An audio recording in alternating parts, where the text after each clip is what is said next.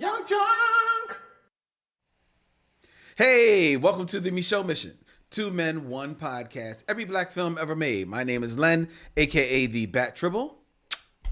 And as always, I'm joined by my partner. Hey, this is Vincent Williams. Tonight, ladies and gentlemen, it is December the 12th. Yes, it is. Which means we are in the merry month of December, celebrating all types of holiday films.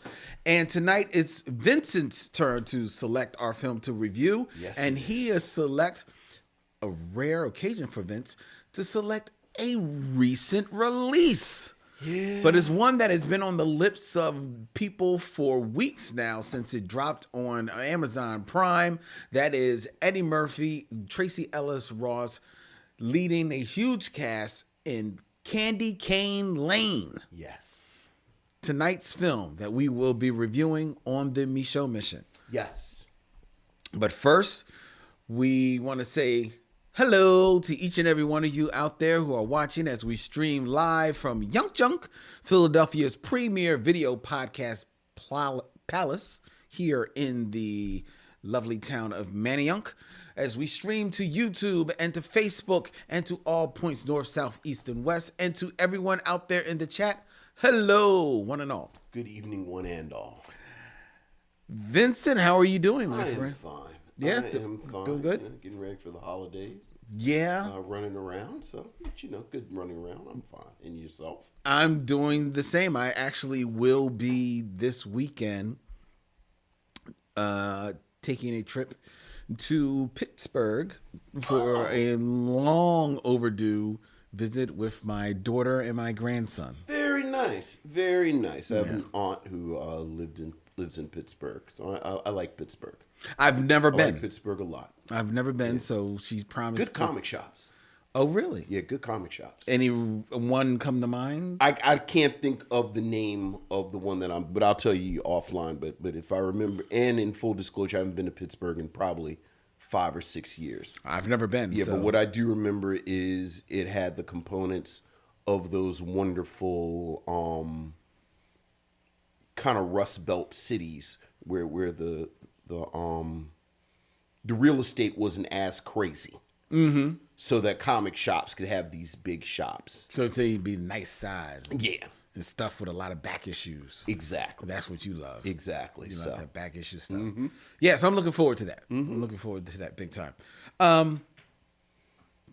We are going to get into our show, ladies and gentlemen, our review of Candy Cane Lane. But first, we want to catch up on some of the news and some of the unfortunate recent passings. Yeah, that have happened. We had quite a number. You know, they always say that when the celebrities go, they go in threes. Yes. And they went in threes as far as in the world of the Micheaux Mission. We'll start with the one that is probably, I don't know, probably hasn't touched on the Micheaux Mission actually that much, and that's Ryan O'Neal. Yeah. Passed away like at 82 years old, man. Yeah. Yeah, that was a real surprise. I like Ryan O'Neal when I've seen him. Sure. But he always looked like, like maybe the Mirror Universe Robert Redford, I have to say Ryan O'Neal was one of those actors that I think I knew him more because of his personal life. Oh, and his long-time relationship with Farrah Fawcett. Yeah. Than I did his actual work. Well, I know he was in Love Story. He's in Love Story, and he was the star of Paper Moon. Right, and he's Tatum. Right, he's Tatum's dad with his Tatum O'Neal. Tatum O'Neal's, but yeah. And then he's married to Farrah Fawcett. Right. Yeah, you're right. Well, but it's a shame. It's a shame. It's always a shame. Any passing diminishes us. Amen. Mm-hmm. Amen. He was 82 years old, but not to be outdone. One of the greats of sitcom history. Yeah. Oh, yeah. Norman Lear. Yeah, an actual monument. Yes. Like you're saying, one of the greats. He's like one of the, not even one of the. I would say he's the architect. He may be of modern comedy. Yeah. Yeah. Passed away at the age of 101 years old. Absolutely. And when Vince says that he is the architect, ladies and gentlemen, not mincing words, the man, was the brain behind All in the Family, which many consider one of the greatest sitcom and one of the greatest television shows. Yeah. Of all time. Then he was the brains behind one of the funniest TV shows of all time, Sanford and Son. Yeah, my all-time favorite show. And then we're not even talking about all of the sequels that came from All in the Family. Yeah. Maude, the Jeffersons. There was Maude. Good Times. Good Times. Tons. I mean, Yeah. And this was the architect. Why did I just forget? This is it. This is it.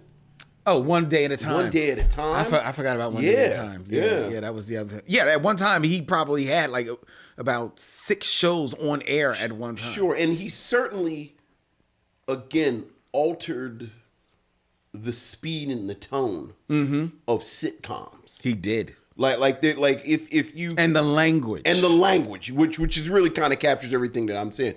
Like when you look at the history of sitcoms, there really is a marked difference in what sitcoms looked, sounded, as you said, the language before and after Norman Lear. Yep. And a lot of what we talk about now with sitcoms is kind of built on the foundation that he set up. I mean, after Norman Lear, would you go to Brandon Tartikoff? Like, is there anyone? Brandon Tartikoff, maybe James Burrows, the guy who did Cheers, and then thus was a producer on Frasier.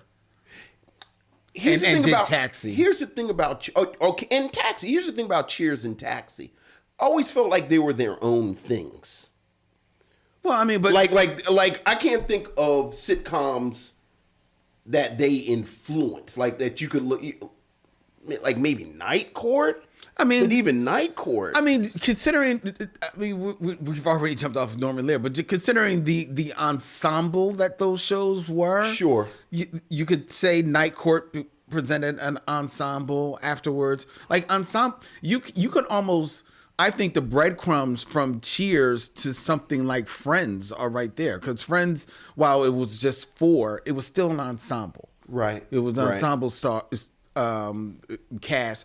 Cheers actually morphed into an ensemble. Right. And it was able to continue being such a great show. Right. And Frasier, while built around one particular character, was still very much, it was all about the ensemble. Right. Taxi was built around one character. It was really built around Judd Hirsch, but it then became about the ensemble. Besides, I'm talking about just sort of the way it's shot, the actual speed of the sitcom. Yeah, and then it inspired like shows like we said like Night Court, which then begets Spin City.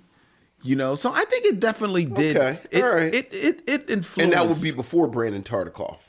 No, Brandon Tartikoff probably is before them. Right. Okay. Brandon Tartikoff is probably that midpoint between Norman Lear and whatever comes in the wake of the Cosby Show. Right. Tartikoff is probably in Tartikoff is also Family Ties, though, right? He is.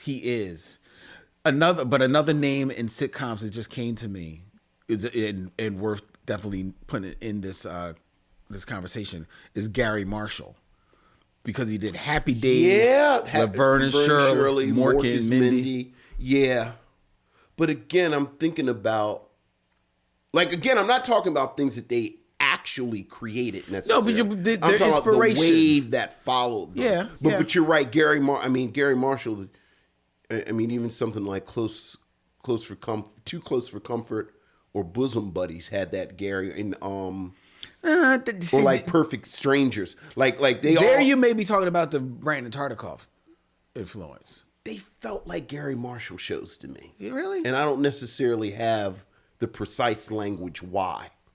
But like you look at things, but Norman Lear, like they all get everyone something from Norman. They would all bow to Norman Lear. Yeah. And it is a colossal loss. I was saying before we started, I am contractually bound whenever Norman Lear comes up to talk about Eric Monty, who wrote Cooley High and had a pretty acrimonious falling out with Norman Lear and accused Norman Lear of stealing ideas from him for the Jeffersons, for Sanford and Son, for Good Times. Yeah. Famously, and you know, I apologize. I know Norman Lear, there was something with his production company, I think, that connected him to What's Happening. But What's Happening famously had to acknowledge Eric Monty as a creator after a lawsuit. And Eric Monty always said that he was blacklisted because of his falling out with Norman Lear. Norman Lear always denied all of it. He did. But I did always kind of wonder how Good Times and the Jeffersons came out of Norman Lear. Like, he a genius, but Well, the one thing I do know about Norman Lear is that while he was a writer, he was, and he even said this, he was a producer first. Sure. So he would develop writing rooms. So I don't think Norman Lear would ever say that it came out of him. It came out of him. Right. You know what I mean? But he was the one that stirred the ship and made it happen. And Eric Monty would say he was the one actually laying down the map. And so, but regardless, it is a colossal loss. Yeah. It is a colossal loss. And he will be missed. He will be. Lived a good life. He certainly did. Lived a good life. And Eric Monty's stuff aside, it seems like he was a pretty good dude. Like, he seems like he was a good man. So, and another loss, and this is definitely a little closer yes, to the Micheaux mission, ladies and gentlemen, is the loss at 87 years young of one David McKnight. Oh, and who was that? Now, this is a name that some of you may recognize. He had a pretty prolific career in television in the 70s and 80s, appearing on Kojak, Hill Street Blues, The Incredible Hulk, Dynasty. All right. Benson. All right. L.A. Law, 227. But No Place Like Home. His big claim to fame were appearing in the Five Heartbeats. Who did he play in the Five Heartbeats? Oh, I knew you were going to ask me that. I will tell you who he played in Five Heartbeats in a little bit. Did he play Eddie Kane Sr.? Give me a moment. Okay. But his true claim to fame was as the title character in 1976's J.D.'s Revenge. Yes.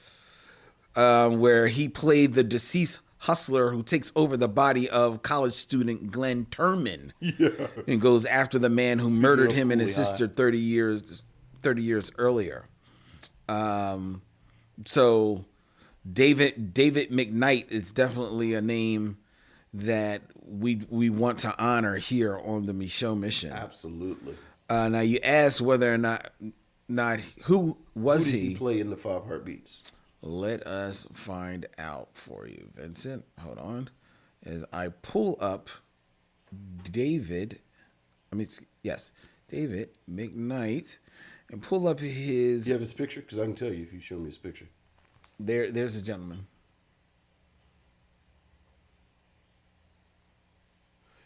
No, you know who I think he plays? I think he plays Choir Boy's father. Like, I think he plays the preacher. Oh, really? Maybe. Let's see. I just had him up his IMDb. Check him out on IMDb. And he is known for... He also appeared in Hollywood Shuffle, which is where he met Robert Townsend. Yeah. And went on to do work with the man. He also appeared in The Parenthood. So Robert Townsend always found time for Mr. McKnight. Mm-hmm. And it's not giving me his full filmography here. Neubels.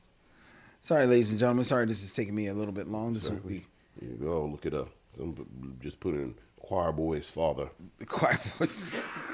Choir Boy's father. 5 heartbeats. Heartbeats.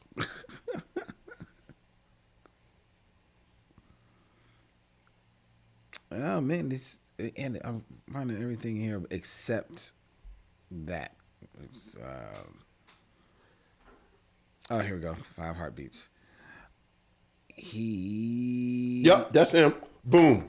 I found it. Because I just looked up the part in the 5 Heartbeats where Choir Boy went to get on the bus with the 5 Heartbeats. And his father, you can't serve 2 masters. And he gave him the Bible. And then Choir Boy got on the bus. But then Choir Boy left the Bible near the phone because Choir Boy was chasing the ladies.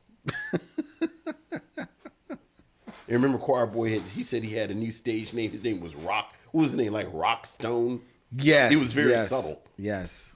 I remember that. Yes, he plays Choir Boy Senior. Perhaps Choir Man.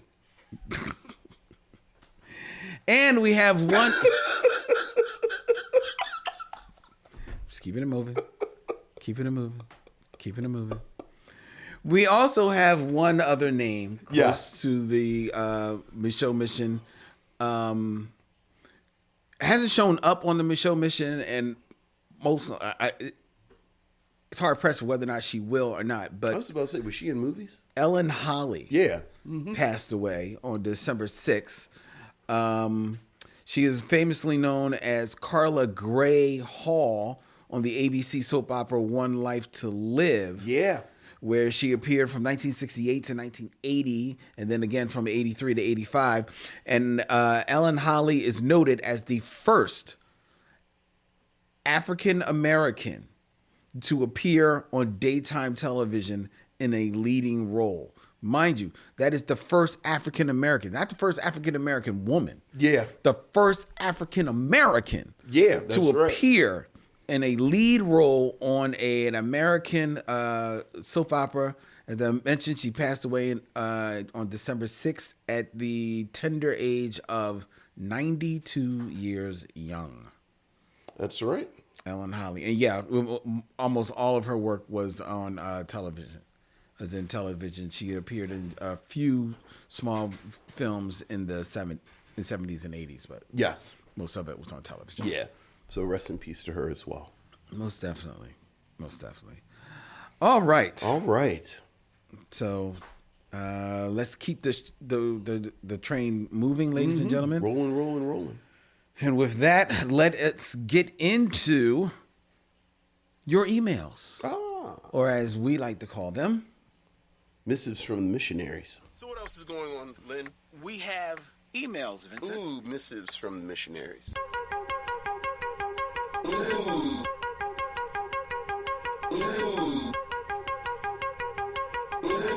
Missives from the missionaries.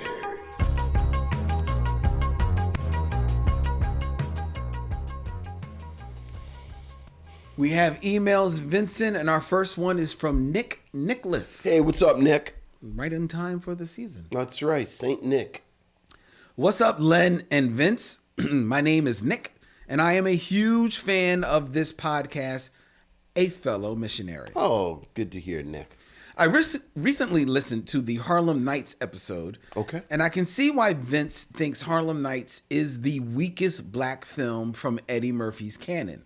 The writing was subpar and the direction of the movie was okay. It definitely was a vanity project on Eddie's behalf. Mm-hmm. And that's from his classic work, because it's clearly not his weakest work. No, right. We'll be discussing that later in the evening. I have a new top 5 for both of you called Top 5 What Ifs in Black Cinema. Oh, okay. Examples are, What if Jacqueline and Marcus from Boomerang actually ended up together despite them being the same person? Or what if Mookie didn't do the right thing? I thought it would be a cool concept to try out and discuss. Happy holidays, brothers. Salute, Nick. All right. Top 5 what ifs in black cinema? It's funny because the ones that he named, they've kind of dealt with. If not the what ifs, but kind of what happens afterwards. Did you watch the Boomerang television show? No. At all? No. Me either. But I know one of the characters was Marcus and not Jacqueline. What was Halle Berry's character's name? Anyway, one of the characters was their child. Okay. And then the two kind of postscript do the right things. One is Red Hook Summer is supposed to take place within that universe. Oh, okay. And I don't know if you remember, but there was a little buzz because it was very lo-fi in the advertising, but they said it was a semi-sequel, and they kind of teased that it would connect somehow. And the only real connection was Mookie shows up at the end of the film in a montage of fathers and sons, and it's Mookie holding a little, a young boy. Oh, okay. But the interesting thing is he's wearing a Sal's Pizzeria jersey. Oh. So the implication is that Sal rebuilt and Mookie went and worked for him again. Interesting. And then the other one, it's been like 2-3 years now. This is a spoiler, y'all. But okay, so if you have plans on watching the She's Gotta Have It television show that was on for 2 or 3 seasons, plug up your ears because I'm about to give you a spoiler. So Anthony Ramos plays Mars Blackman on the TV series. On the TV series, She's Gotta Have It. Mm-hmm. Mars is the character that Spike Lee played in the movie. Yes. She's Gotta Have It. But in the television show, it's modern day. It's just they've just moved all of the characters to modern day. So it's the same story, but it's just in today's right. Like the first time. couple of episodes are basically a remake of She's Gotta Have It, set in like 2017, and then it kind of spun out from there. Anthony Ramos again plays Mars Blackman. Mm-hmm. I think the show was on for 2 seasons, maybe 3 seasons. I feel like it was 2, but go ahead. The last episode or the next to last episode in the last season, Anthony Ramos's character, his Mars Blackman, goes to visit his mother, who is living in Puerto Rico. Okay. He visits his mother, and his mother is played by Rosie Perez. Oh, interesting. During the conversation, this character played by Rosie Perez, who he just calls Mom, says to him, the man that you think is your father is not actually your father. Your father is a dude that I was messing with named Mookie. Wow. And Anthony Ramos is like, Mookie? What is his? And she says, I was so wild and crazy, I didn't even know his government.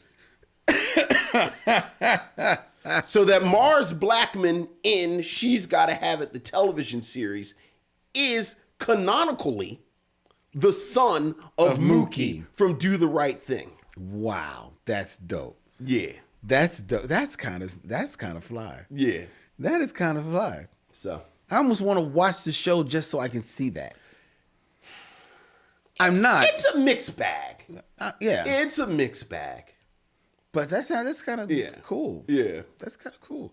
I can't think of any like black cinema what ifs that like I really am that interested in seeing how it played out in my head. That I can think. Yeah, not that I can think of off the top of my head. Yeah, not really. Yeah. But I mean, it's a good concept. It is a good we'll keep it around. Maybe something, and who knows? The missionaries may come up with one. Of course. But thank you for the email, Nick. Thank you, Nick.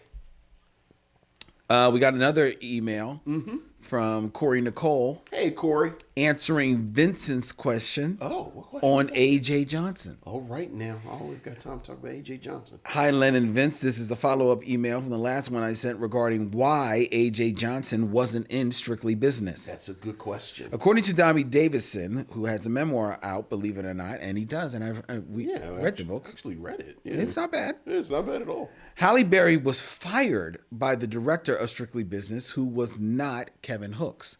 The original director said they didn't want to cast Halle as Natalie because they were tired of seeing light-skinned black women play love interests in films, which we know Halle Berry is light-skinned. So the other choice was A.J. Johnson.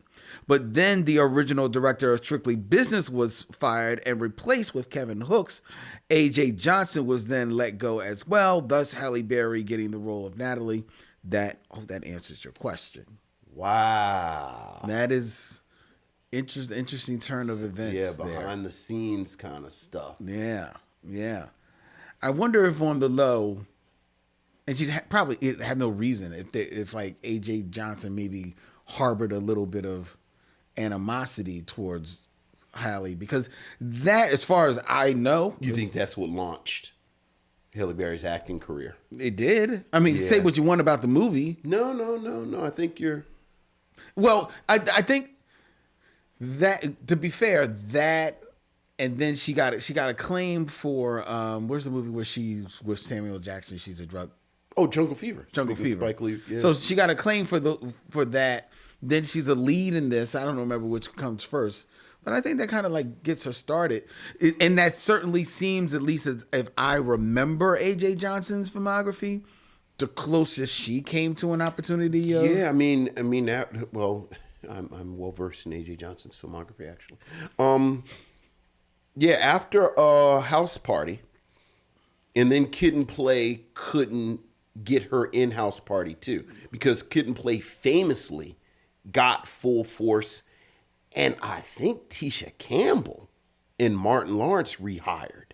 Because when they made House Party 2, I think they wanted to scrap the whole cast, whole nine, except Kid and Play.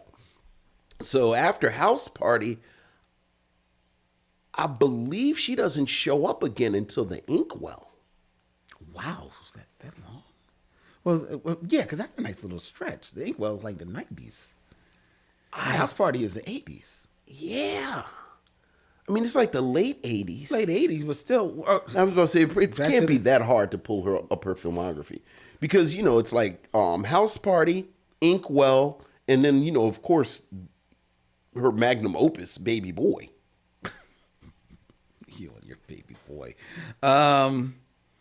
Let's see. What else is she in besides those three? So films? she does School Days in 1990. Right, she's in School Days. That's right. She does School Days in 88, House Party in 90. And then she doesn't show up again. Boy, you're A.J. Johnson. Look, man. She does TV movies, but she doesn't show up in the films until 94 in The Inkwell. Look. And then after The Inkwell, she doesn't show up again until 1998. In High Freak, Freak, Quincy. I don't even know what that is. Yeah. She's DJ Venom in it. Oh, Lord. You may be freak. You may want to go look that up. Look. I'm just saying. And then Baby Boy and Yeah. Blacklisted. Wow. Yeah. Wow, man. Yeah. It's I mean, that's absolutely. And Inkwell is just Inkwell is just ridiculous. That's like Vanessa Bell Calloway, Phyllis Dickney. Now, in her defense, in 93 from 95, because I'm looking here, she is in the main cast of a TV series, Sirens. I vaguely remember that. That was about the singers. I don't remember this. Sirens focus on the work and lives of 3 rookie female police officers. What am I thinking about? She, which stars Jane Brooke, Adrian Joy Johnson, which was AJ, That was AJ. and Lisa Snyder. Okay. Despite receiving an Emmy nomination, the series was canceled by ABC after 13 episodes, but was picked up in syndication the following year, with 22 episodes being produced and aired. The syndicated had a slightly different cast, but A.J. Johnson did reprise her role. Oh, wow. That's interesting. Mm-hmm. Okay. Well, shout out to A.J. Johnson. Yes. I hope she's doing well. Yes. She's like a life coach, I think, now. Yeah, and a fitness trainer. Yeah. Yeah. All right. Corey continues in her email. Can't wait to hear the review of Candy Cane Lane. Oh, you're going to hear it. With Eddie Murphy. I was going to say this movie is somewhat of a Boomerang reunion, with Eddie, Reggie Hudlin as the director, and an appearance by one David Alan Grier. Yeah. And that it definitely has been pointed out by others. Yeah. All right. So thank you, Corey Nicole. Thank you for your Corey email. Nicole. And we got one last email. Okay. This is from Michael Sykes. Hey, what's up, Michael? Movies that he is requesting to add to the list. Okay. What we got? Let's see what's on Always your short like list. that. Hey, Len. Hey, Vincent. This is Michael Sykes, your fan. I am so excited to see your review about Friday after next. I can't wait. That's not even just that till next week. Yeah. Just hold your horses. Yeah. It's next week. Merry Christmas, Merry Christmas, Merry Christmas. I guess he knows he's going to be out of town next week, so he sent us the email. Right. A week early. Right. I also have some great movies, maybe that I can recommend that you perhaps have never heard of. Please do. Like Honey Dripper, which stars Danny Glover, Charles Dutton, and Bondi Curtis Hall. You know this film? I've heard of this film. Never heard of it. Yeah. All right. Period piece, real prestige. Oh, really? Mm-hmm. Had a short run. Yeah. Phantom Punch, featuring Ving Rhames and directed by Robert Townsend. I'm not familiar with that at all. Yeah. Okay. So, all right.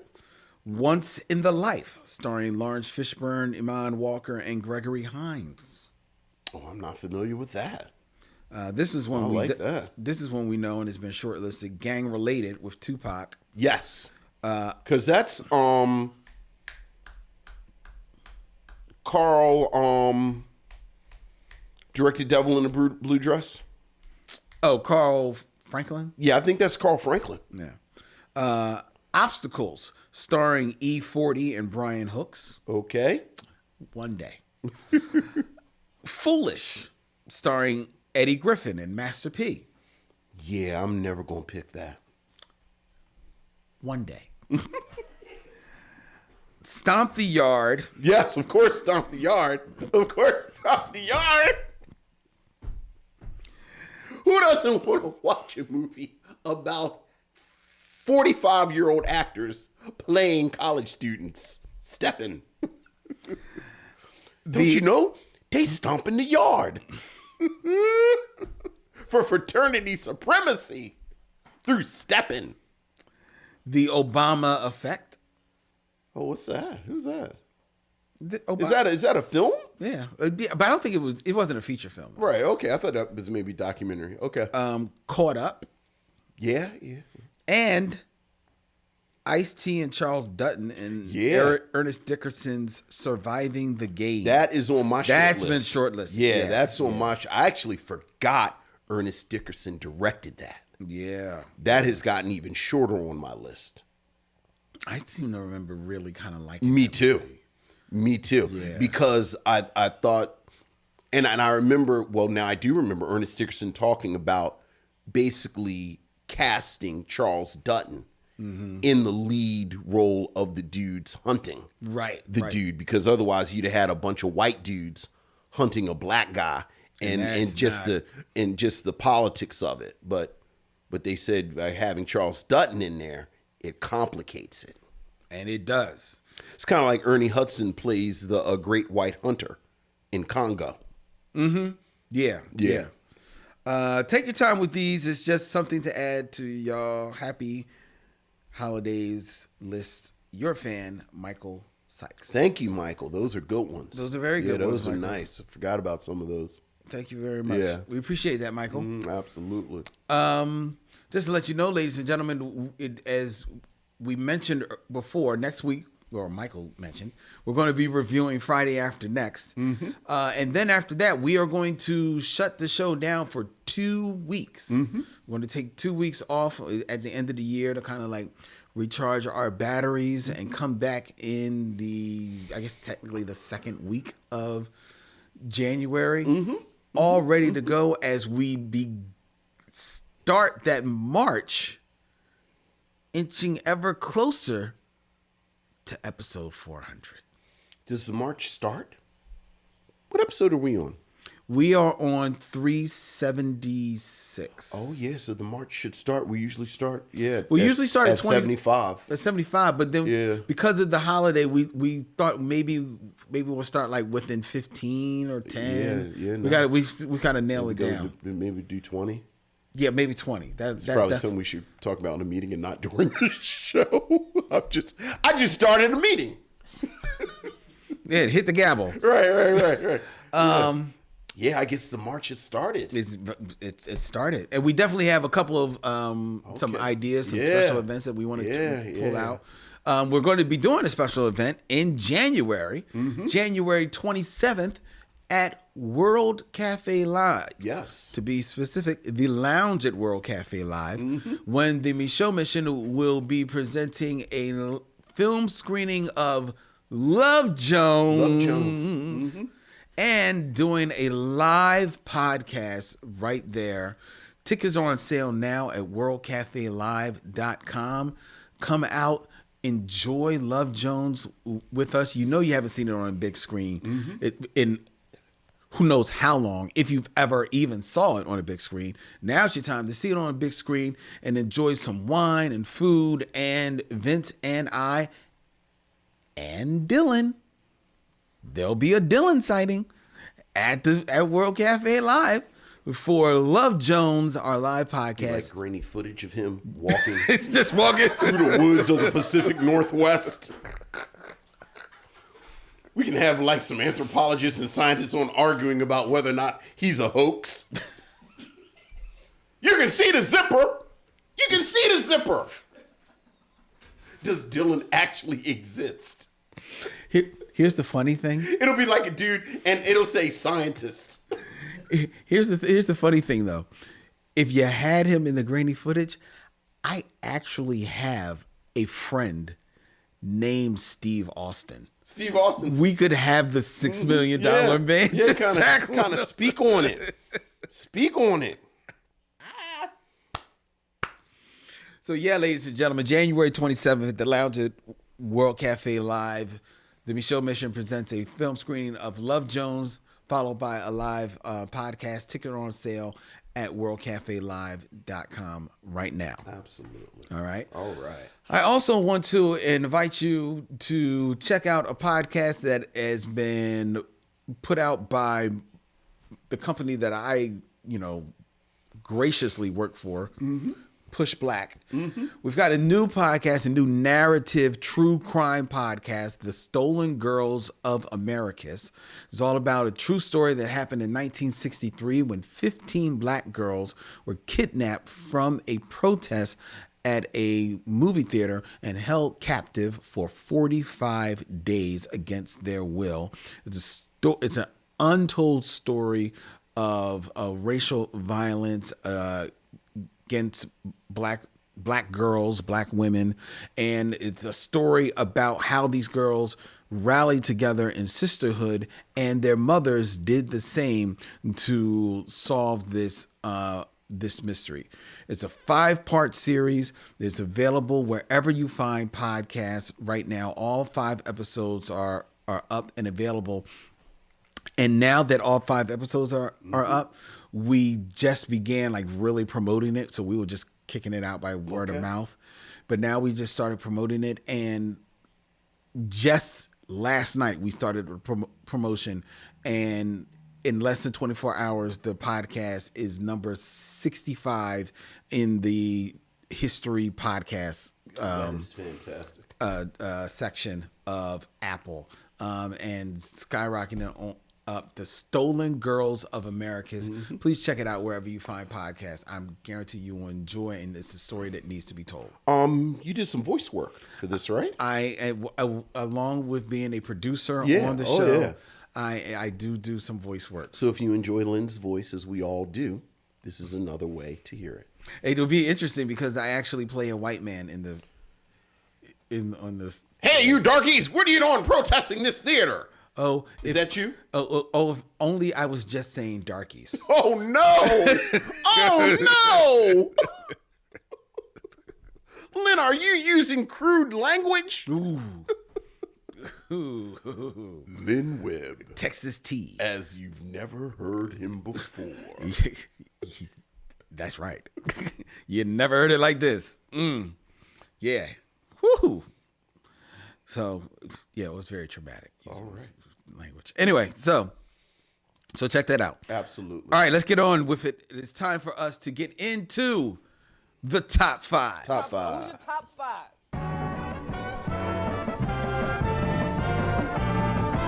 My top 5 is. My top 5 is. My top 5 is. Top 5, ladies and gentlemen, where I come up with a list. I tell Vincent all about it, and then he tells you the first things that come to his mind based on this list. Now, Vincent. Yes, sir. I try to keep this in theme. Thematic. We're going to be reviewing Candy Cane Lane. We are. Which is all about Eddie Murphy's character trying to win contests so that he can provide the best Christmas for his family and get them the gifts that they deserve. And then you watch the film and you find out exactly they had the gifts that they deserved all along. Which was love.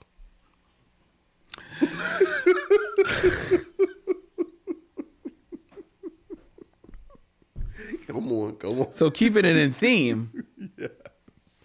I present to you the top 5 worst Christmas gifts. Top 5 worst Christmas gifts. Now, this is from a website, boardpanda.com, that sent out a solicitation for people to write in and tell them about the worst gifts that they ever had. Okay. Right? Interesting. So these, and I think they got something like about 200, 300, responses. So these are actual gifts. These are actual gifts.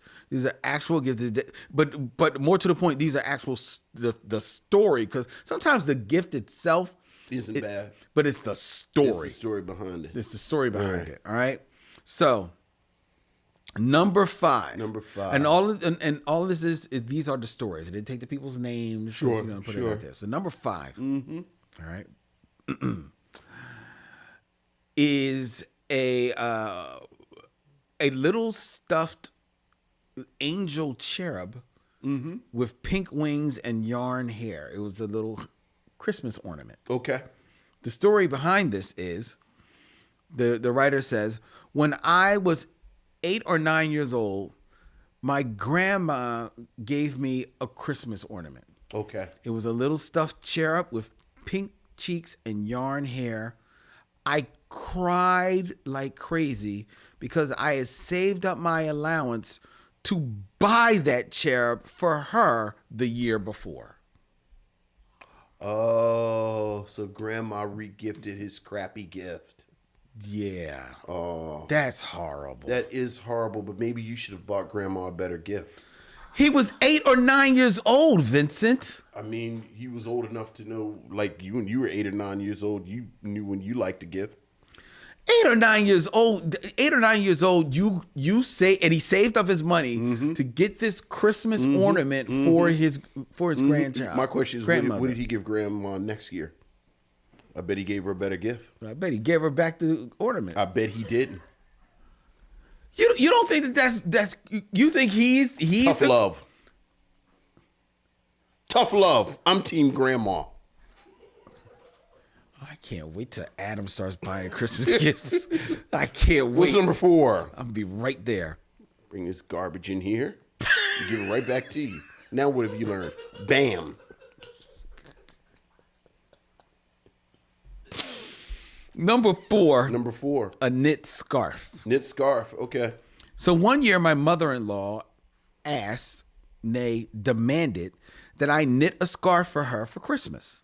She was very specific on colors and style and called several times during December to check on the status of it. What? She opened it up on Christmas Day and was absolutely delighted with it and immediately put it on. She was very ecstatic. Then she started to hand out her presents. Tons of stuff to the kids, my husband, her other son, and her other daughter-in-law. Nothing for me. I feel like there's a lot of information missing from this. Then I heard, oh my God, I forgot presents for you. And I turned around and found that she was talking to my cat. She bought the cat presents. No, I did not get anything. That's bad. I feel like there's some missing details. What do you mean her missing mother-in-law's details? just a super villain?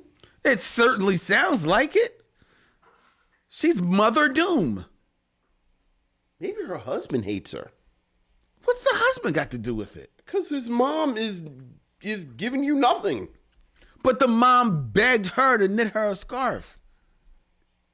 Is she Rumpelstiltskin? No, not Rumpelstiltskin. Rumpelstiltskin was the little magic man. Yeah, who are you trying to come up with? I guess the woman who actually did the knitting. What was the woman's name in Rumpelstiltskin? The woman in Rumpelstiltskin? Right, because Rumpelstiltskin was... You're thinking of Rapunzel. No, Rapunzel has the hair. Oh. But I thought she knitted... No, remember old girl had to knit straw into gold, and she couldn't.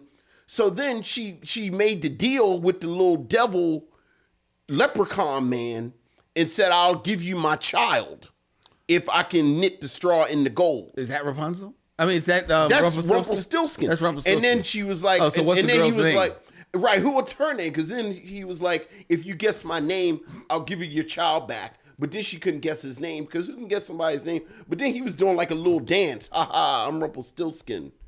And I got your baby. I think the point is folk tales are weird. What's number 3? Well, now you got me wanting to look up Rumpelstiltskin because I want to find out the woman's name. It doesn't even give her name. It just says that a miller brags to the king and people that he lives in the Right, because her father got her jammed up running his mouth. Yeah. It doesn't give her name. Damn. It was tough being an unnamed girl in a folktale. Is that a Brothers Grimm tale? Yes. Yeah, I'm about to say, that feels Brothers Grimmy. All right. All right. Number 3 Number 3. was a DVD of the Titanic. Okay. Wait for it. All right.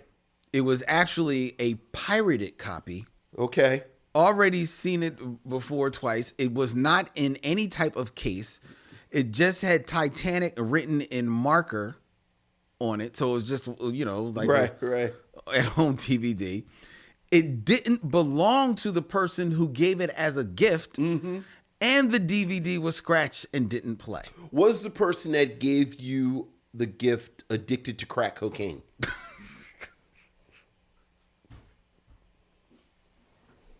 I just asked the hard-hitting questions. I ask the questions that other people are afraid to ask. I feel like there's crack involved. Because it's a DVD, which, now it's the 90s. And all this passing things back and forth. Hey, man, I got a gift for you. This sounds very crackish. Because I thought he was going to say, they gave me the DVD, but then when I went to play the DVD, my DVD player had disappeared. So now you've mixed it with like a O. Henry story and crack. Number 2. Number 2. The Christmas after my grandmother passed away. Oh my Lord. My aunt gave us all the various and sundry junk that she cleaned out of my grandma's house as presents, but signed the tags with my grandma's name. So It was grandma's garbage from beyond. So I got a rusty, broken bell ornament from my dead grandma that year. This is like in the trailer for an A24 film that's coming out next November. I thought grandma was dead. When the bell broke. My A24. Jeez. Oh, God. Starring Emma Stone. Right. Number one. Worst Christmas gift. They've been pretty bad so far. Last year, my boyfriend Gave him a heart, and the very next year, he gave it away. got me a can of pears for Christmas. I mean, does she like pears? It don't matter. Pears are delicious. Boom. I rest my case. Are you serious? No further questions. Are you No further questions. I rest my case. a can of pears? Your Honor, permission to treat the witnesses hostile. Pears are delicious. Does Wendy like pears? What's it have to do with Wendy? Does Wendy like pears? Yes. You know why? Because pears are delicious. Okay. I want to see what happens if you show up with a Giving can her of pears. I'm just Why saying. not? They're delicious. They are delicious. So why can't you give her pears as a gift? I could if I wanted to. Yeah, I don't think pears are worse than crackhead DVD or ghost ornament. I don't know. It sounds weird. Worse to me. A can of pears. A can of pears. They're delicious. That's the top five, ladies and Scoop gentlemen. of vanilla ice cream, warm it up a little bit. That's got yourself a little something happening. No. I'm just saying. Anyway, that's the top five. All right. We're going to keep this moving. We're going to get into 6 Degrees of D'Urville. What's his name? D'Urville Martin. D'Urville Martin. That's the key. Why you would be surprised what a Been a person long can day. do with just a sense of touch and a sense of sound. My lips are tired. Oh, hello. Nice. 6 Degrees of D'Urville Martin, ladies and gentlemen, where I will give Vincent an actor and he has 6 films or less to connect them to the best Christmas gift ever. D'Urville Martin.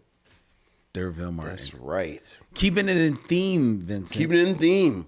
Number 1 is a famous Eddie. A famous Eddie. So it's 6 movies or less. Connect D'Urville Martin D'Urville Martin. to Eddie Redmayne. What is that? You just making up names? What is...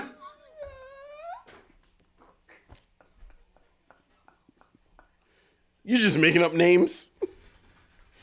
Eddie Joe Hasselfit. What is that? Is this a real actor? Yes, he's a real actor. He's Who's a been in things? Academy Award winning actor. Let me see his face. Okay.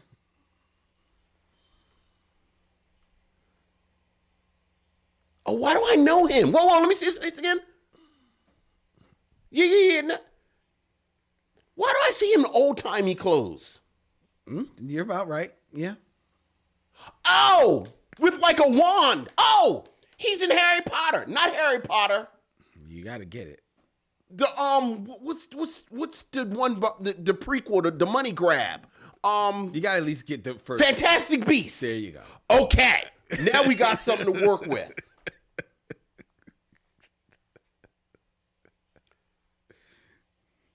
Isn't Carmen Ejugu in one of those?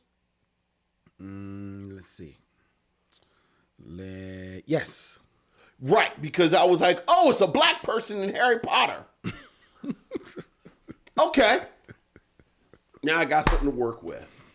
All right. What's his name? Eddie what? Redmayne. Eddie Redmayne. All right, sure. Why not?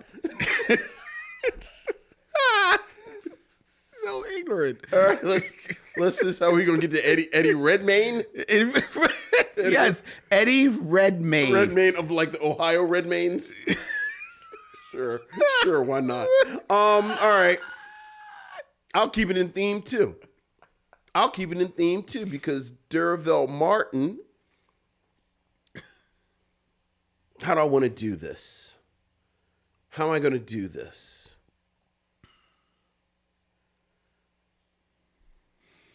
Derville Martin is in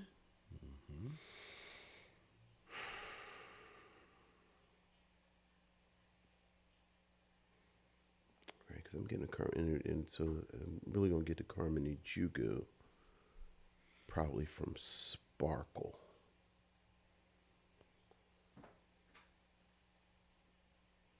And I'll get to her from Sparkle. Okay. Oh, here you go. Let's have some fun. So Derville Martin is in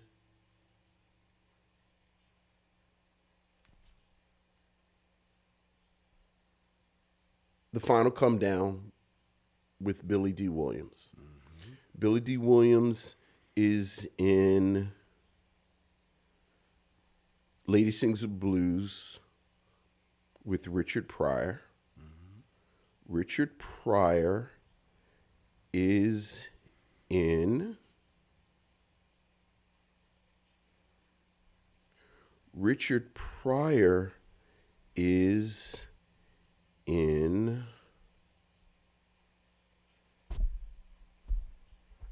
I may be being too cute.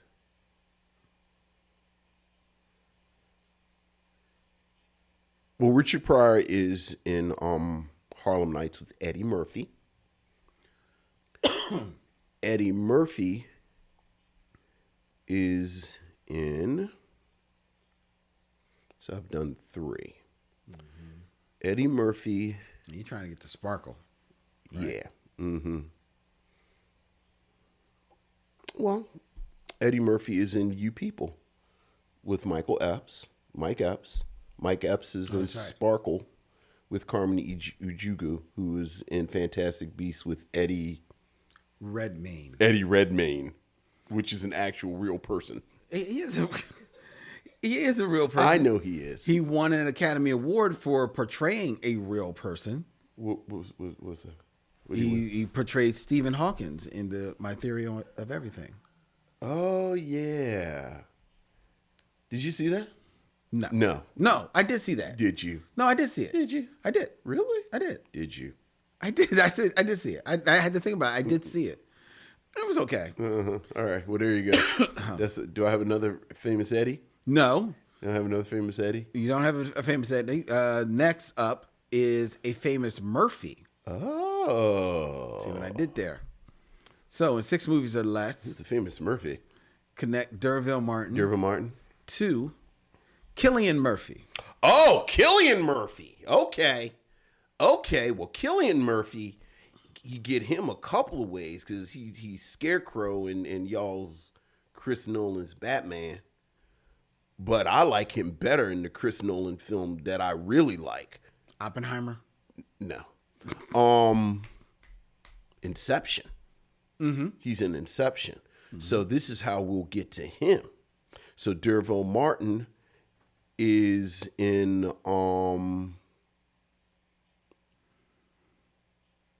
Five on the Black Hand Side with Dick Anthony Williams. Dick Anthony Williams is in The Jerk with Steve Martin. Mm-hmm. Steve Martin is in a movie that we're gonna watch in January because I got to wash all this terrible Eddie Murphy taste out of my mouth. So we're gonna watch Norbit? No, we're gonna watch Bowfinger, which he's in with Eddie Murphy. That's what I meant. Actually. Eddie Murphy is in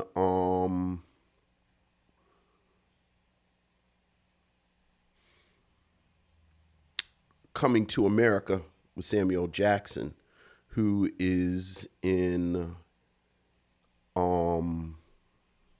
Django Unchained with Leo DiCaprio, who is in Inception with Cillian Murphy. Very good. Yeah. Very I like him. Oh, I do. I like Cillian Murphy. I can't really do Peaky Blinders. I know though. you said you can't. Yeah, do I it. just didn't. Hey. Maybe I'll try it again. I mean- Should I try it again? Do you like it? I liked it. I finished it. I love the series. Is it over? Yeah, it's over. Did they? How they do at the ending? I think they did okay at the ending, but I also think they stayed 1 year too long. My nephew really liked Peaky Blinders. I just could not It was get into it. It was good. I enjoyed it. Okay. I did enjoy it. I like Peaky Blinders. Yeah, but I like that Cillian Murphy. Oh, Cillian Murphy. Yeah, is. he's all right. He's good, man. He's very good. Mm-hmm. I enjoy his work. All right. All right. Very good, Vincent. Yes. Um, Famous Eddie and a famous Murphy. there you go. Very nice. And now let's get to the most famous Eddie Murphy of them all. Yes. As we get into our review of Candy Cane Lane. Yes. All right. Here we go. Candy cane. All right. Here we go.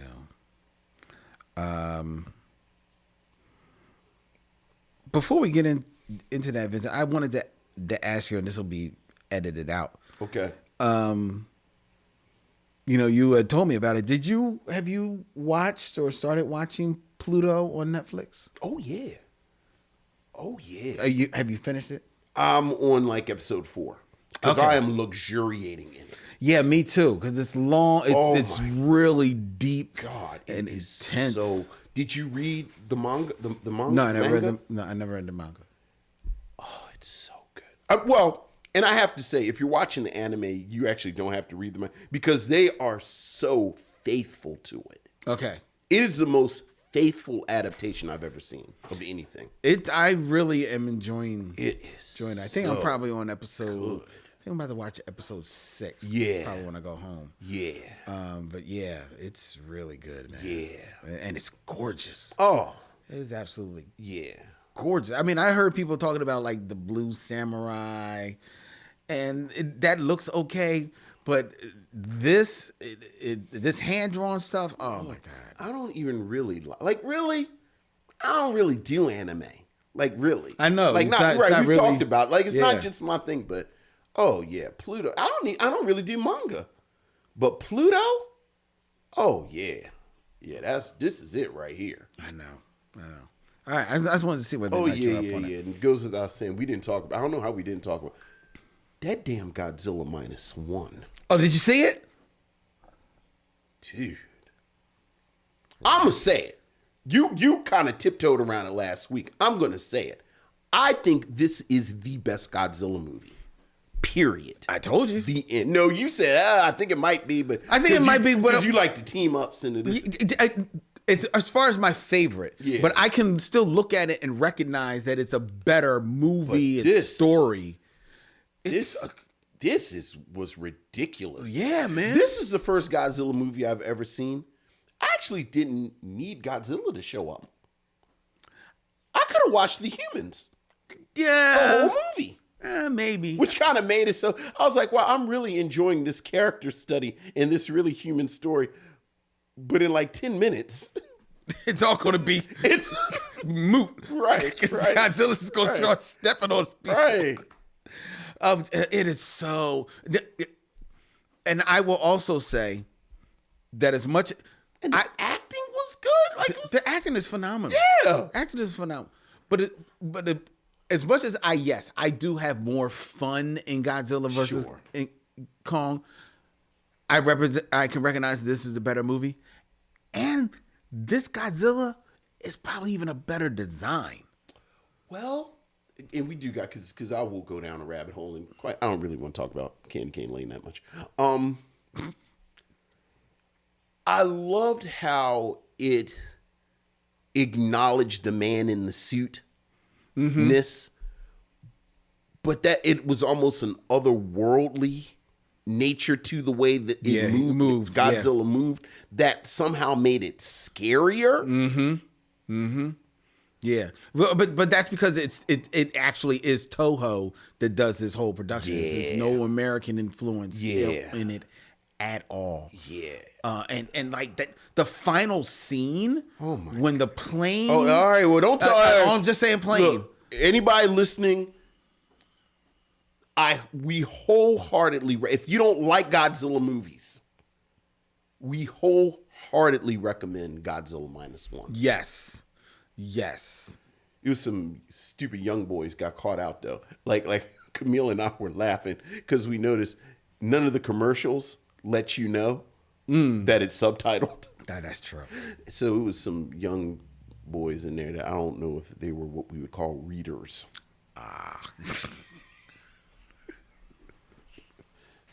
They were not having an easy time. It made me think, so you remember when Crouching Tiger, Hidden Dragon came out? Yeah. But then it was like 2 or 3 of those kind of prestige. Yeah, because the hero.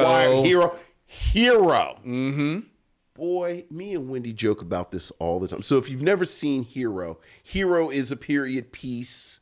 You know, one of those wire fu, kung fu, but it was non-sequential. Yes. So you if you remember, it was color coded. Like you had to figure out whether it was in the past, the present, or the future by the colors that the characters were wearing. Right. It was subtitled. And this is not racist at all because they've written articles about how, you know, some of the actresses feel pressure to get plastic surgery. Like a lot of the actors and actresses actually looked alike. You know, again, I am not being racist. This is something that they talk about in Chinese cinema. It was a dude, it was a brother in there who brought his girl to see it. She had the hardest time in that movie. With the subtitles? With all of it. Oh, God. Wait a minute. I thought she was dead. Hold on. Wait a minute. How are they there now?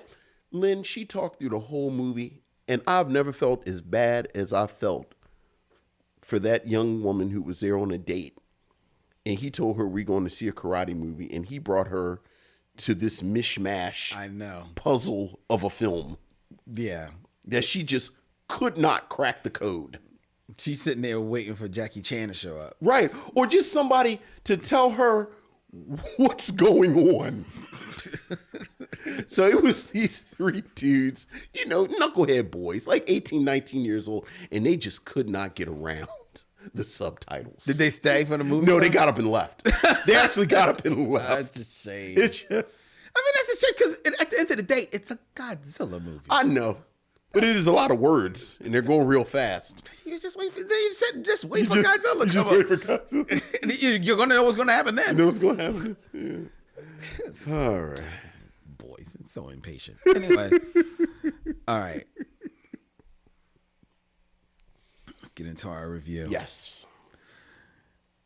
A man is determined to win his neighborhood's annual Christmas decorating contest. He makes a pact with an elf to help him win, and the elf casts a spell that brings the 12 days of Christmas to life, which brings unexpected chaos to town.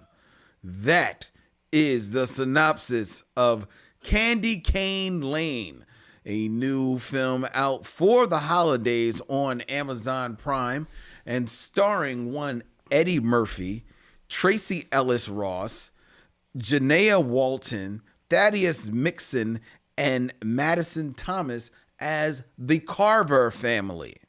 A family that is, boy, they are steeped in Christmas. And we're going to tell you all about it in Vincent's selection for tonight's stop on the Micheaux mission. Vincent, this film was directed by Reginald Hudlin. Yes. What do you have to say about Candy Cane Lane? I guess the first thing to say about Candy Cane Lane is that I was not disappointed. Okay. because what I always say is disappointment implies expectation. And I had no expectations for this film whatsoever. If we include Dolomite Is My Name, this is now Eddie Murphy's fourth streaming service outing. Okay. In film. You know, after Dolomite Is My Name, we had Coming to America, the sequel to the classic film Coming to America, and of course, You People. Oh yes, okay. Last year, and as good as Dolomite As My Name was, the returns diminished very quickly afterwards. On the subsequent films. I Yes. think, you know, Coming to America had a lot of problems. And frankly, the biggest problem was Eddie Murphy's energy that he brought to it. We talked about on the show all of the talent that was squandered in Talk to Me. I mean, You People. And You People. But besides this carrying on this unfortunate pattern of lackluster results from Eddie Murphy, there's really no nice way to say what I'm about to say. I don't understand how this film got made. Really? Okay. Dolomite Is My Name, passion project, the passion, the energy, everything about Dolomite Is My Name. You 100% understand how Eddie Murphy sold this to Netflix, and then you get this wonderful film. Coming to America, even during the interview sessions, or rather that interview cycle where Eddie Murphy was talking, Eddie Murphy talked about it's a classic film. People have been asking him to do a sequel to Coming to America since Coming to America came out. Right. So, you know, I understand how you sell Coming to America to Amazon. It was pre-sold. You People, Kendra Barris is a pretty hot name. He's coming off of the Blackish universe. You've got Julia Louis-Dreyfus and Eddie Murphy. Again, I understand that. There is nothing about this film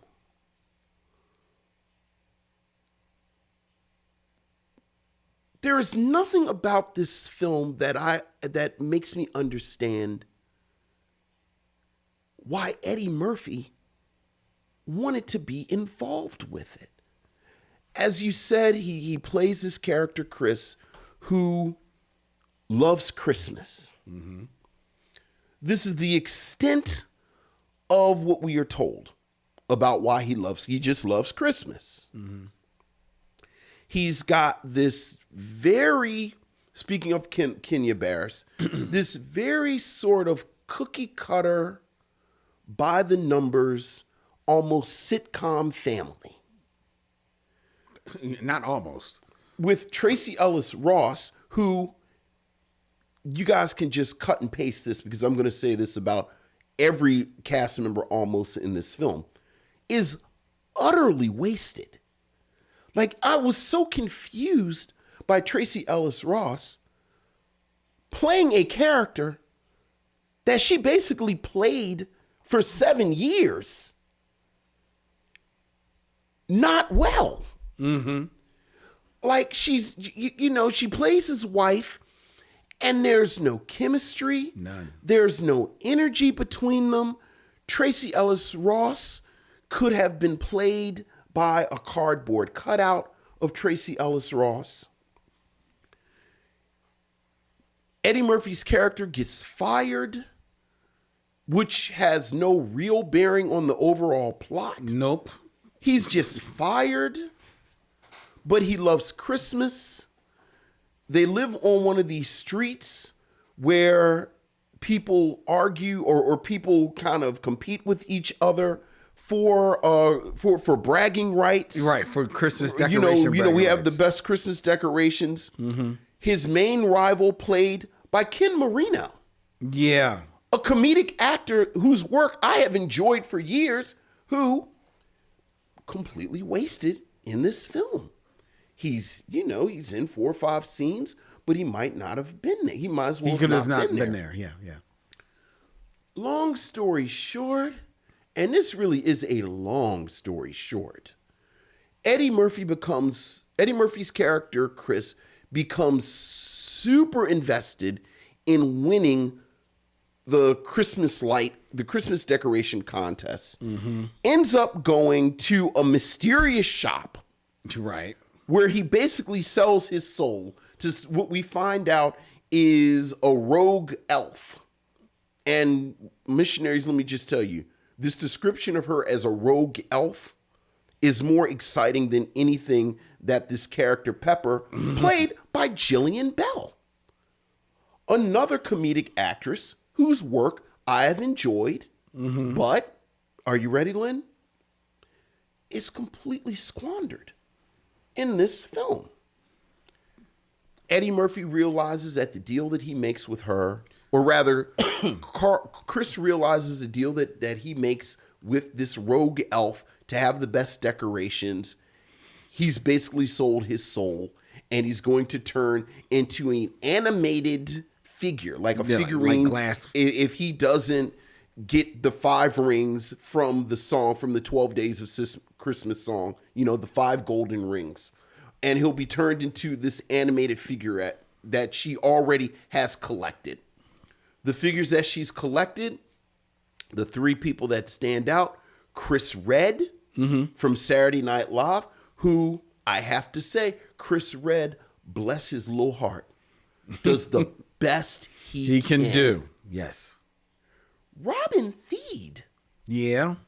of the Black Lady Sketch Show, who I love, is so squandered. It took me 45 minutes before I realized it was Robin Thede. Oh, really? Oh, okay. I know her voice, so I know it like. And Nick Offerman, who I love, who I didn't know it was Nick Offerman until the film went off. I know. That is 100% true. It's 100% true. Hijinks, middle jinks, low jinks ensue. At some point, David Alan Grier shows up, as everyone has said, as Santa Claus. It boggles my mind that you can have David Alan Grier and Eddie Murphy in scenes together, and it's boring. I'm not laughing. I don't even know how you pull this off. And again, I just don't understand how this came together, because Reginald Hudlin is a very seasoned director at this point. I know the easy thing to say is that, maybe Eddie Murphy is over the hill, maybe he's lost it, maybe, I think that's sort of the easy answer. Yeah. And the only reason I hesitate to say that is because my favorite aspect, as I just mentioned a moment ago, my favorite aspect of these new Eddie Murphy vehicles is that Eddie Murphy goes on the talk show circuit. Yeah. And he is effortlessly charming and funny every time he is on a talk show. He was on the Jimmy Kimmel. the Jimmy Kimmel show a couple of weeks ago. Team Micheaux, we sent that clip back and forth where Eddie Murphy just sat on a sofa for, that segment was 50. Do you realize that segment was 15 minutes? A 15-minute segment of Eddie Murphy just sitting in a chair talking. And when it was over, I was like, oh, don't cut the commercial. Please, Eddie Murphy, please just talk some more. But I don't know what is going on with Eddie Murphy in front of the camera over the past 4 or 5 years. I just do not understand it. Is there anything about this film that I liked? As I mentioned, Chris Redd, I think, does the best he can. And I kind of give Chris Redd as much credit as I give anyone. Jillian Bell as Pepper is not enough to save this movie. No. But I like her when she's on. Okay. Danielle Pinnock. Danielle Pinnock plays... So again, the neighborhood is embroiled in this contest. There's a local, I guess they're like a cable, local cable show. It's like news personalities. And she plays one of the hosts. And she has this wonderful chaotic energy that I actually was waiting for a third act reveal where she was also a rogue elf, because she is doing her own thing. That's true. And I wanted to know more about the things she was doing. But besides that, this movie just made me sad. Wow. Like, I was just sad by the end of it. Yeah, I I wish I cared enough about it to be sad. But I don't. I too was disappointed by the. Well, no, you're right. To say that you're disappointed denotes that you had expectations, right? And I didn't really have any expectations of the film. And I do remember the clip that we sent around about Eddie Murphy on Jimmy Kimmel, and he was funny on Jimmy Kimmel. However, what I also noticed on his appearance on Jimmy Kimmel, that Eddie Murphy has slipped into almost the old raconteur vibe.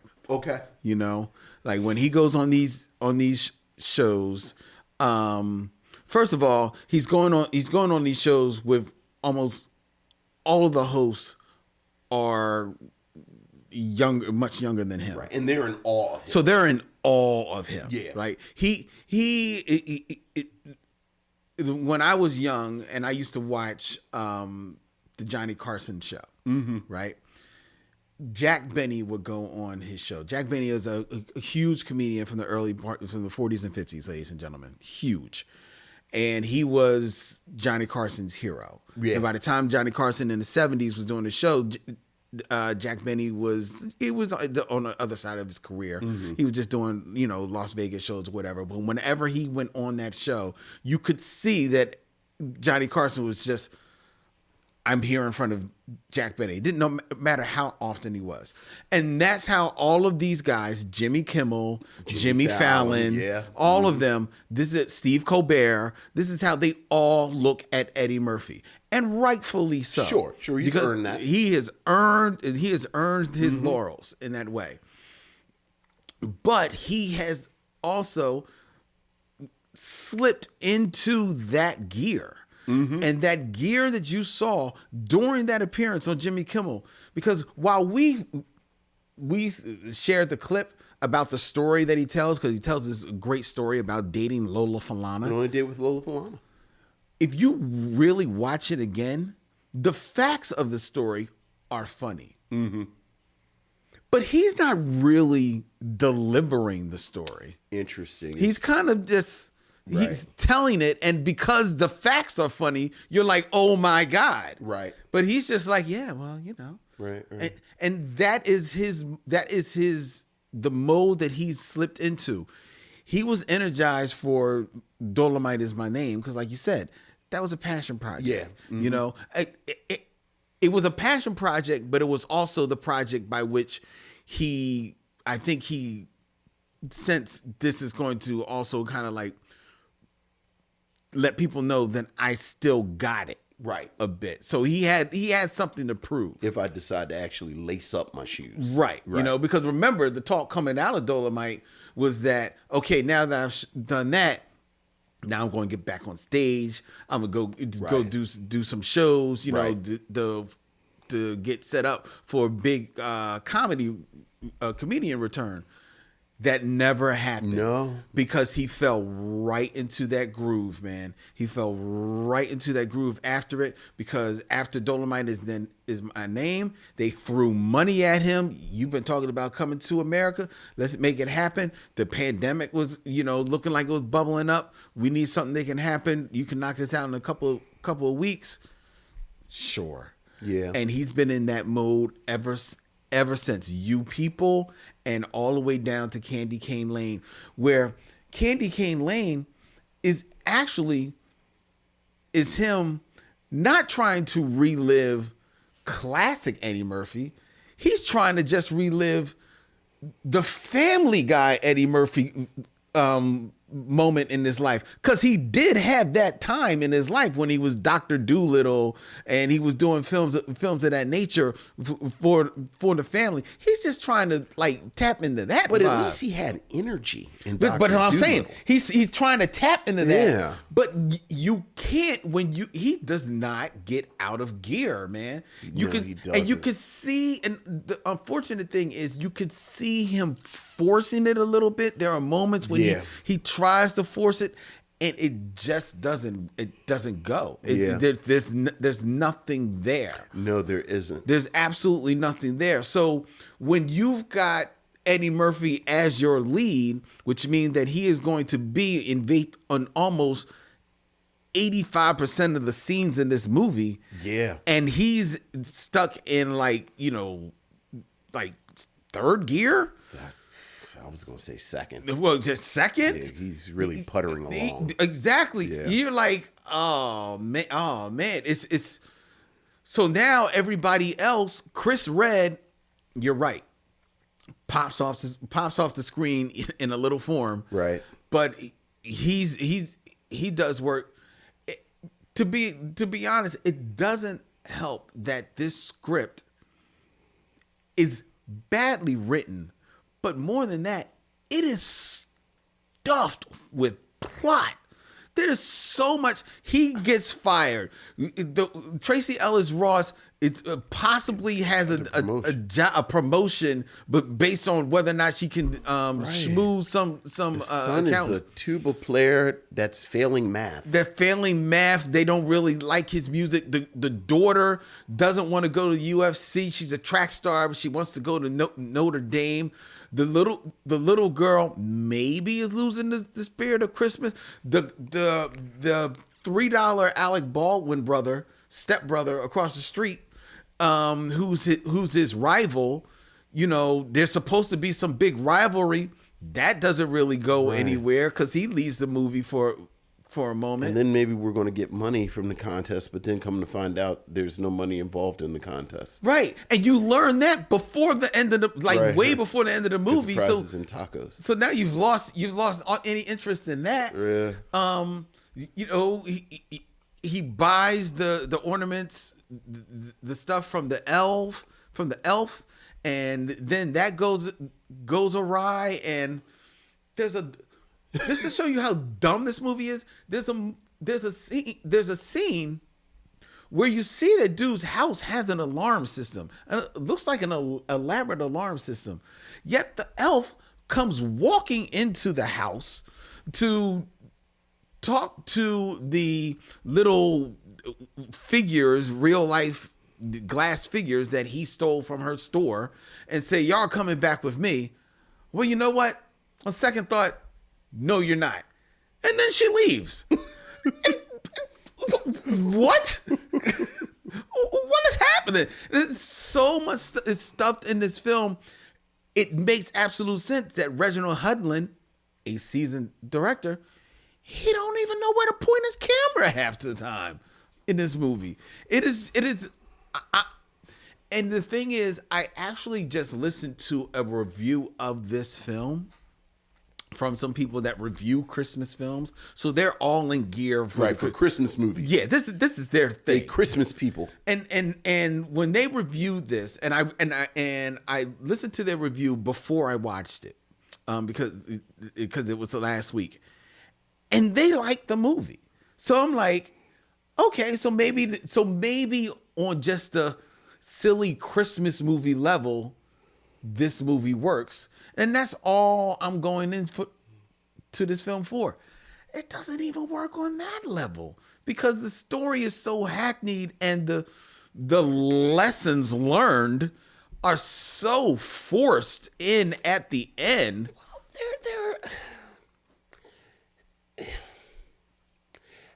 In one of his interviews, Eddie Murphy talked about he wanted to have a film that basically would be a classic film. That would be like a return to... And he actually name-checked something like Elf. Elf, exactly, which is... But you think about something like Elf, which is really kind of a silly movie. Yes, it is. But Will Ferrell. Will Ferrell is balls to the wall in that thing. And at the height of his powers. At the height of his powers. Other thing to remember. B, there is a bit of melancholy in there. Like he's been, does he get kidnapped or like they kind of send him back? Yeah, I think they send him back or something like that. Yeah. Send him back so he has to reconnect with his family. Like there are real stakes. Christmas Story. For all of the talk of Christmas Story, it's bloody. Mm-hmm. And then it's the gun, and it's like, there's heft in a lot of these movies. Yes. Which you always need to balance against. John McClane ain't even had no shoes on. He's crawling over glass. So for a Christmas movie, it's gotta have, look, it's so funny we've gone down this route because I read an essay about It's a Wonderful Life a couple of weeks ago, and the essay rightfully pointed out that because so many people haven't actually watched It's a Wonderful Life, like from beginning to end, like you just see like that last little moment where he comes home and the bell rings and, oh, daddy, and it's like that kind of saccharine sweet. People don't understand. That's just like the last half hour. This is a film about a man who is actively trying to commit suicide. Yes, yeah. And the angel is trying to convince him not to commit suicide. Mm-hmm. And this is a real debate. Yeah. For like an hour. Yeah. Where the angel shows him things. He's like, okay, but I still want to kill myself. Yeah. There's a reason why A Christmas Carol lends itself so easily to horror. Because Christmas Carol. It is a scary AF film. Something like Scrooged, which in my mind is the best adaptation of A Christmas Carol. Oh, okay. But it's dark. It's very, very.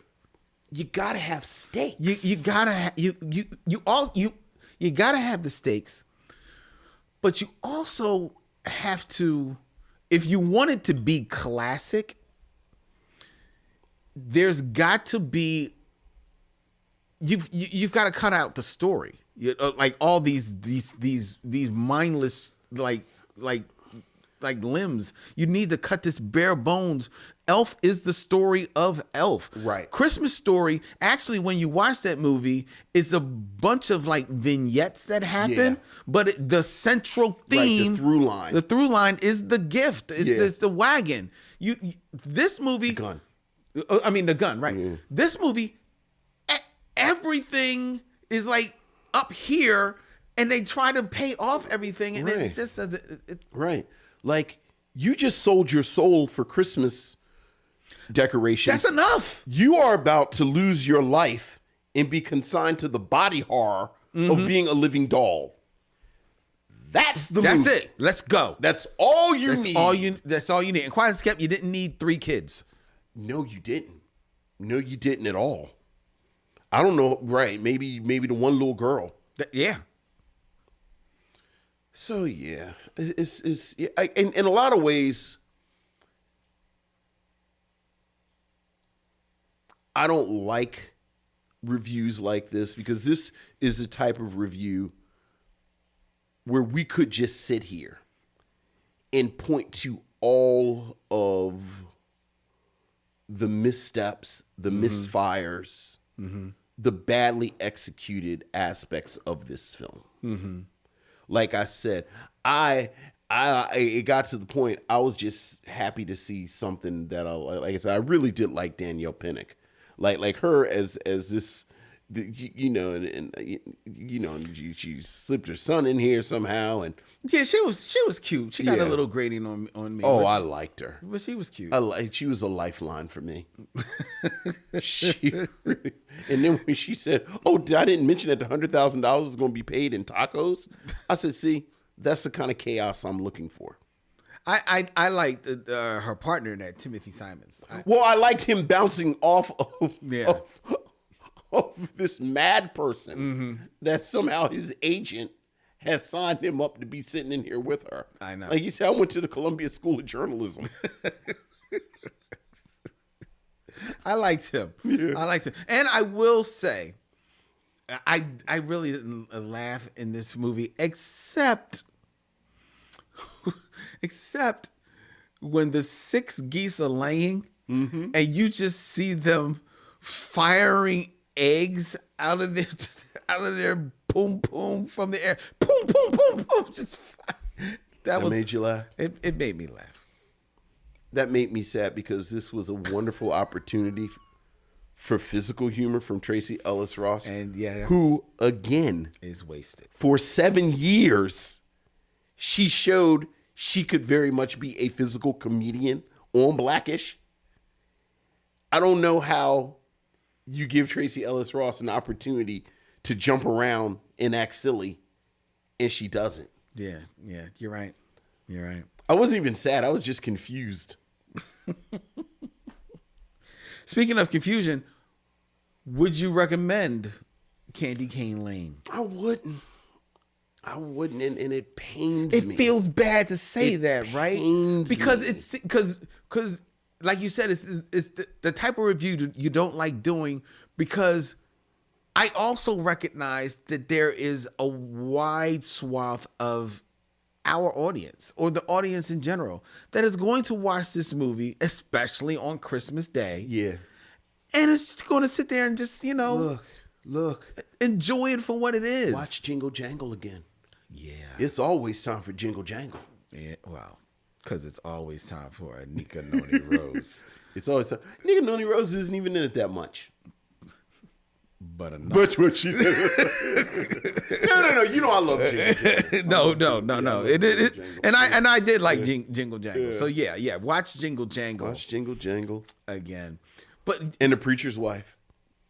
The Preacher's Wife. Another film with like we were thinking about that. Like, obviously the plot is from The Bishop's Wife. Right. But still, it's like, you understand this is a movie about an angel who's trying to steal this man's wife. This man who has committed the sin of trying to help people. It's pretty dark. I know. So Eddie, I have to say the search continues, my friend, for your classic Christmas movie. I mean, besides Trading Places. Well, you're right. There you go. Well, there you go. There you go. Watch Jingle Jangle.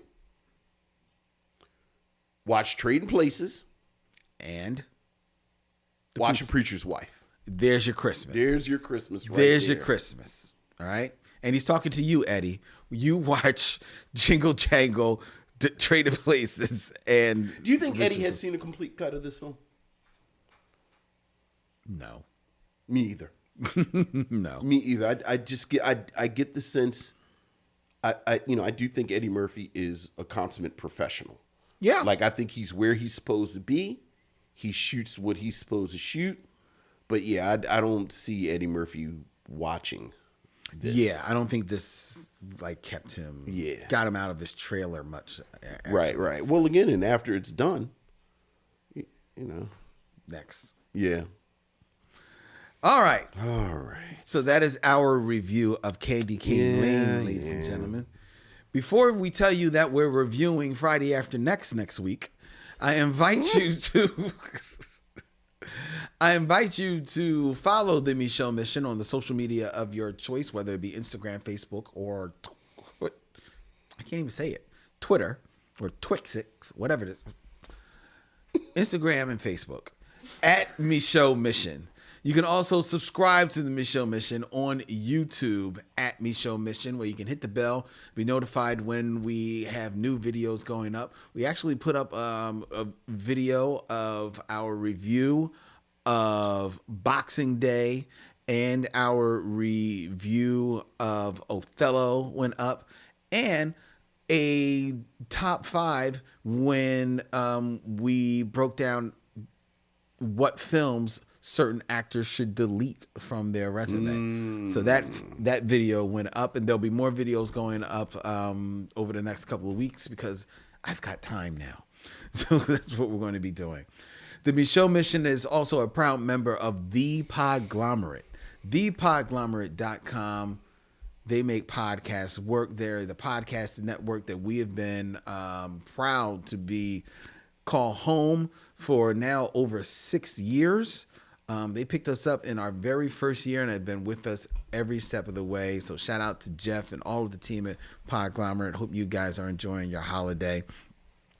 The Micheaux Mission is also filmed live from Young Junk, Philadelphia's premier video podcast palace here in Manayunk. You can hit up Dylan at youngjunk.com. That's DYLAN at youngjunk.com to book your time in one of the fabulous studios that we have here. Shout out to Dylan and to Terry and all the guys and gals at Young Junk. Thank you for making this our video home for the Micheaux Mission. If you have thoughts and concerns, please email us at micheauxmission@gmail.com so that we can check it out, and perhaps your email will be read here on air. Subscribe to the Micheaux Mission also wherever you find podcasts, whether it be Apple, Spotify. It doesn't matter. If you find you get a podcast there, Pandora, Tune in, iHeartRadio. The Micheaux Mission is there. Like it and follow us, subscribe so that you don't miss an episode. And please give us a 5-star rating and review on Apple because that really helps people find our show. Next week, we buried the lead. We are going to be closing out the year of 2023 with a review of a film that I bet you didn't know was a Christmas film. I didn't know until I looked up Christmas films and I said, lo and behold, Friday After Next is a Christmas film. Well, I've never seen it, and I can't wait to watch it and review it with you next week here on the Micheaux Mission. Until then, he's Vincent. I'm Len. Get well, Ariel. And in parting, we say, we'll see you when it's time to meet again.